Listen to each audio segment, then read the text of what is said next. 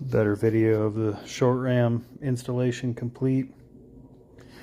So I decided to just stick with this routing behind the factory air shroud going to the radiator. Just again, whole goal with this car was to not have to hack into anything or create any permanent modification I couldn't undo.